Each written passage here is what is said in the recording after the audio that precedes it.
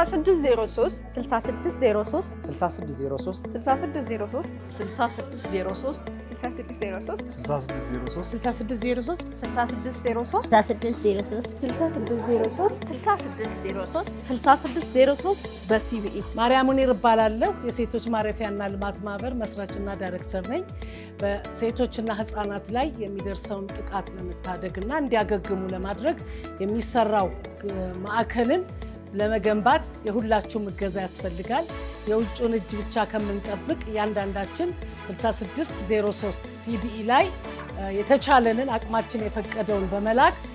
ሁላችንም እንድንተባበር ጥሪ ያቀርባል